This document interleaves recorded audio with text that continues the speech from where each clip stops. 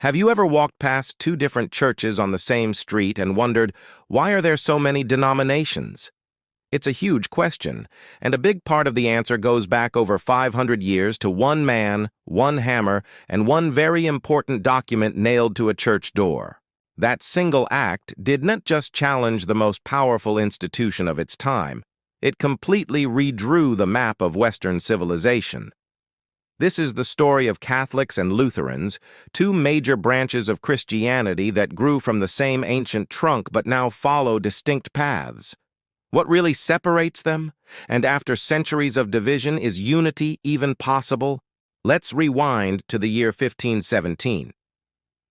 A German monk and theology professor named Martin Luther was becoming deeply troubled by what he saw within the Catholic Church. His biggest issue was the sale of indulgences, certificates people could buy that were said to reduce their time in purgatory. To Luther, this looked like the church was selling salvation, something he believed should be a free gift from God. So he wrote down his arguments in a list known as the 95 Theses, and, according to legend, nailed them to the door of the Wittenberg Castle Church, hoping to start a debate. But instead of a scholarly discussion, he lit a fire that would become the Protestant Reformation. The church authorities demanded he recant his teachings. Luther refused. And with that, the centuries-old unity of Western Christianity was shattered.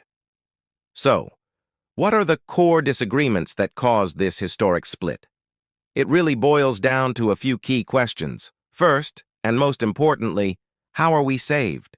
For Catholics, salvation comes through a combination of faith in God and the good works a person does, all made possible by God's grace. It's a partnership. But Lutherans championed the idea of sola fide, or faith alone. They argue that no amount of good deeds can earn you a spot in heaven. It is only through faith in Jesus Christ that you are saved by God's grace. Your good works are a result of your faith, not a requirement for salvation. The next major point of difference is authority. Who gets the final say on matters of faith? Catholics believe that divine authority is found in both the Bible, Scripture, and the sacred tradition of the Church, interpreted by the Pope and the bishops, known as the Magisterium. For Lutherans, the motto is sola scriptura, or Scripture alone.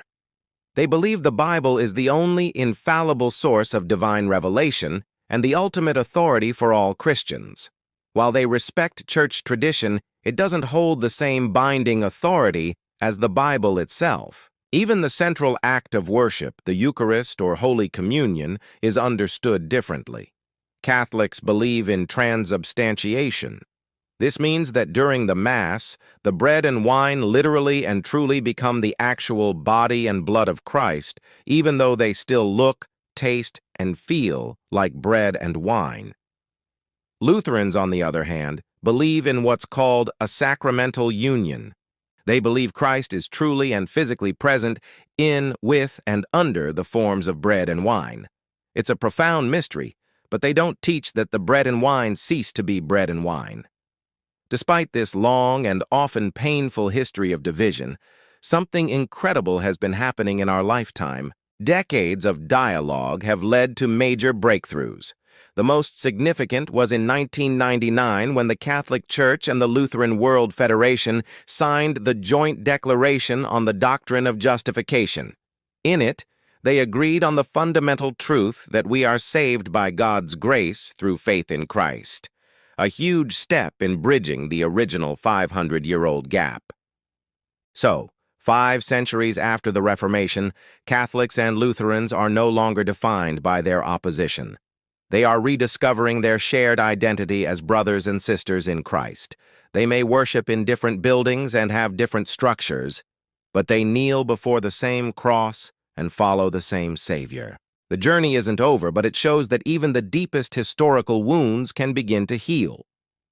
Thanks for watching.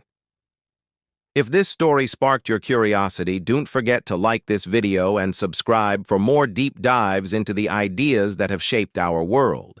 See you next time.